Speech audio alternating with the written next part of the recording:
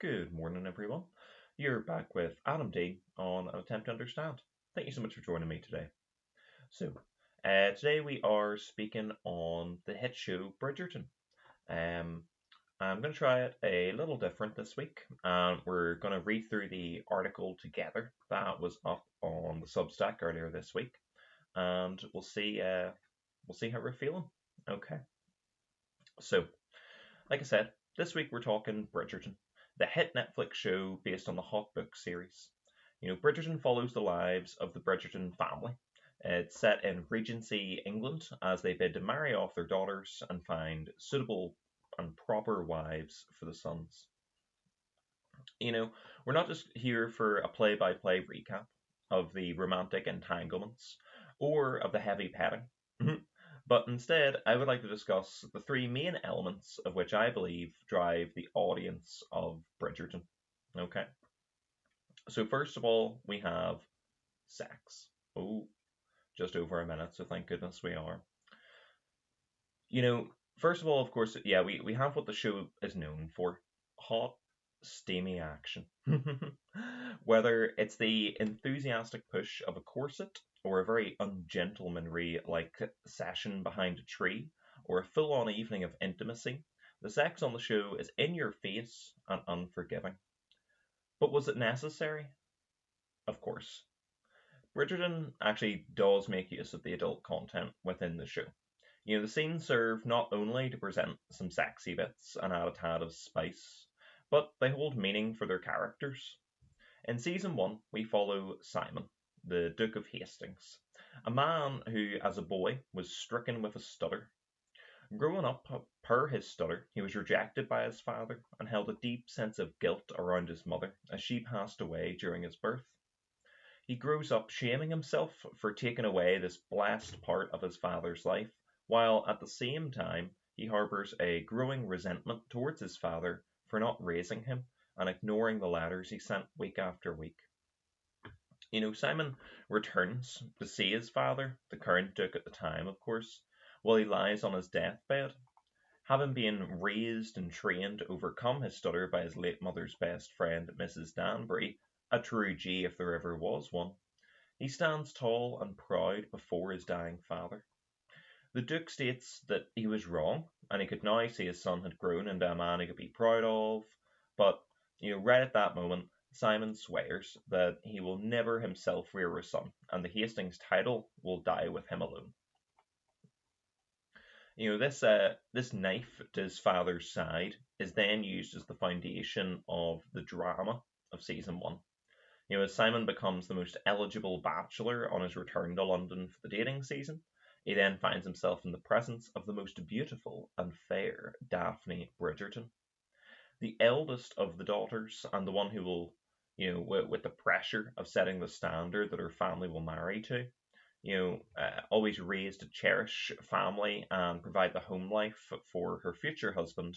We watch the tennis match that becomes of each of their desires as Daphne and the Duke begin the typical fake courtship in order to draw the best alternative suitor for her, as well as give Simon a breath from the pressure of Mrs. Danbury to find a suitable wife to bear his children.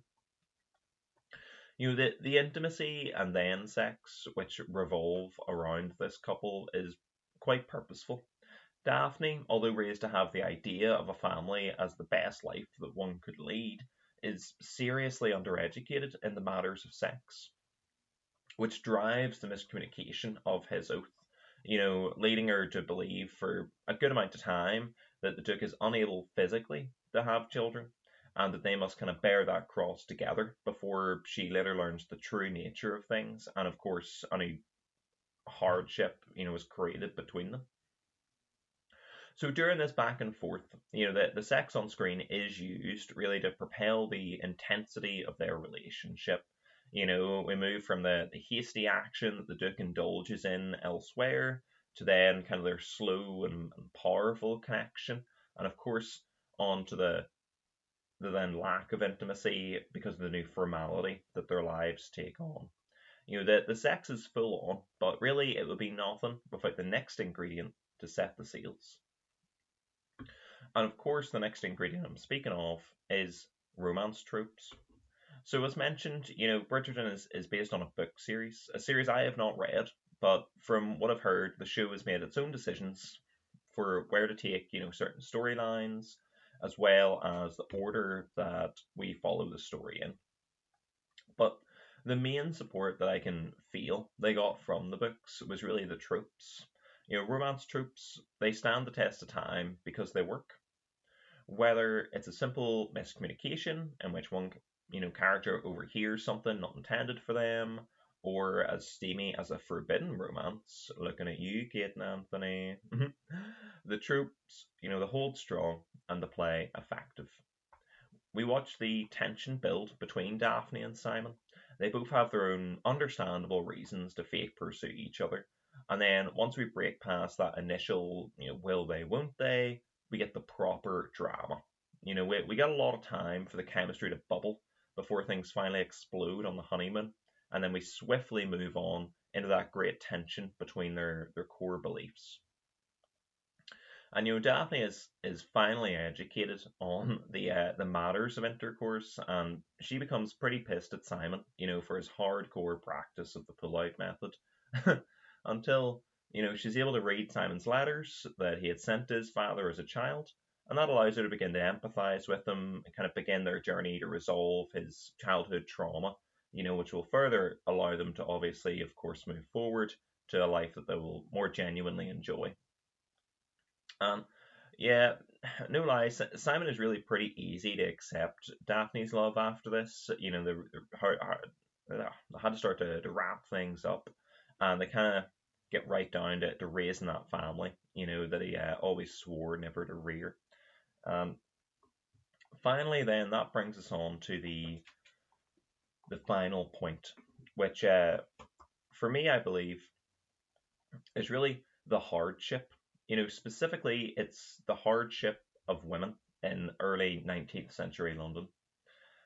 When we first started to watch the show, my partner and I was pretty disconnected because you can see like the wealth that each family possesses. And I could just not look past like this big, beautiful display of the flowers in every home, or the focus on wearing, a brand new tailor dress one time for one ball. But you spend a large amount of time following people in financial distress. Like the Featheringtons, who are the neighbours to the Bridgertons. But the head of the household, Lord Featherington, he has like gambling debts and he has a bad eye for business.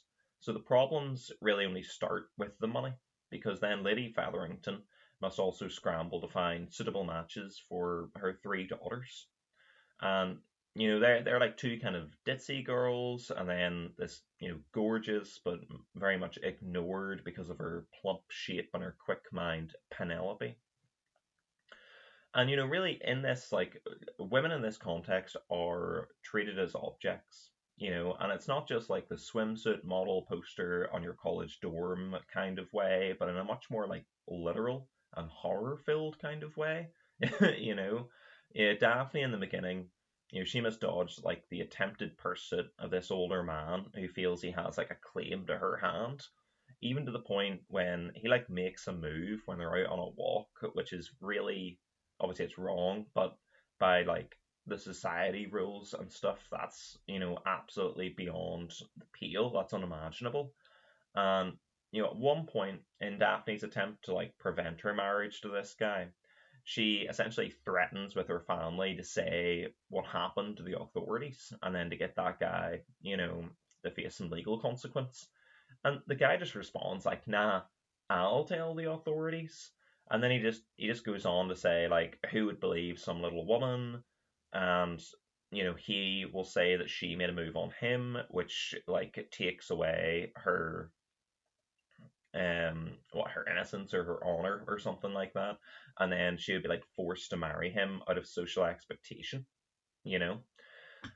And like all this hardship is horrible, right? Obviously, and in large part, it's kind of at the extreme end of a conversation. But I believe that watching this hardship, and watching the intelligent and capable women of these families tackle these sexist obstacles in their way, provides not only entertaining TV but inspiring material for today's age. Like I'd be a fool to say that everything is different now. A simple Google search would give an incredible amount of evidence to the contrary. But watching Daphne strive to educate herself in the world of intimacy that was so closely protected for her sake, or how Lady Featherington has to be twice as smart and 5 times as crafty as the men that surround her, yet she's given no respect. Less than no respect, she's given a box to exist in, an endless expectation. So that's a few thoughts I had on Bridgerton. Obviously, we've just recently finished the show, and I would recommend it. The nudity, there's a lot of nudity, and like I said, there's a lot of sex and stuff pretty much every episode, and it's half decent, But the real juice, like the enjoyability properly for the show, I think becomes of the flavor between the characters. Like watching the Bridgerton siblings act like siblings and just kind of mess around and tease each other, or any of the fun and game segments of season two. Like the opening and closing of season two is really good. They do like what's that game? Billiards or something. Where you hit the ball through like the little brackets or whatever in the grass. Um, it's really just fun times with fun people. And lastly, I'll leave you with this, dear listener, and it is a wee bit of a shorter one today. But I do think that season two is probably the best. I think the first season is good intro to everything, but there is a bit much trauma for me. You spend a bit much time in Simon's past with his dad and all that stuff. Two, I think it's the perfect amount of time on other characters, like the siblings or the help staff of the Featheringtons is really great. And it has the most satisfying trope as well. It has this ongoing trope of forbidden love, between Kate and Anthony, with Kate being like the older sister who isn't available on the dating scene, and with Anthony's expectation that he should marry her younger sister, who's like the one diamond named by the Queen too. But anyway, besides the point. Um, and yeah, the third season again, I really enjoyed. And of course, you get the most time in the third season, because the characters it focuses on are characters that are around in the previous amounts. But um, it was like it's hard to compare because they had that time to kind of build up the chemistry, the foundation of the relationship. I really did enjoy season three. Colin comes back looking sexy as hell as like that pirate guy. But yeah, I think season two really is just the cherry on top for myself, and I would recommend it. You'll know yourself if you're interested in this type of show or not. But I've certainly had a good time watching it through with my partner. Okay. Yeah. So look, thanks, folks. That's about it for this week. Again, a wee bit shorter, but we are going to focus on the next couple topics here on Attempt to Understand. Going to be speaking about a bucket list, speaking about favorite film of mine, and another wee thing, and then we're going to see about transition. We're going to kind of rebrand a little bit, and I think the next lot of work that will probably go out after the next couple of weeks will be like fiction work, I would say. So who knows if we'll still get to see my lovely little face, read out things. It may just be audio recordings, it may be just other stuff of the fiction work being put online and the video stuff being put to the back pedal, possibly. So we'll just have to see on that and we'll see what turns out of things. I'm certainly excited, but it will be a lot of prep work. So, look, thank you very much for listening. Always forget I meant to say podcasty things on this. So, rate the podcast or follow it if you are enjoying it. We've got a decent amount of downloads and stuff on Spotify that now, kind of split between the US and then across Europe, which is weird. But yeah, look, thank you very much for listening. If you listened to a couple episodes, I really do appreciate it. And if you're getting any lessons or any learnings, or if you're just having an entertaining time, that's absolutely fantastic. So thank you for spending some time with me because it's the most precious thing that we all have.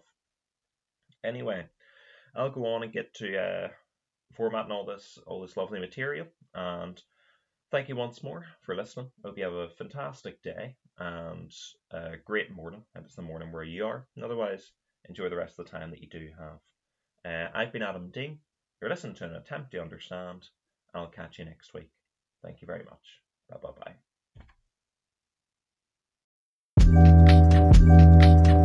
bye.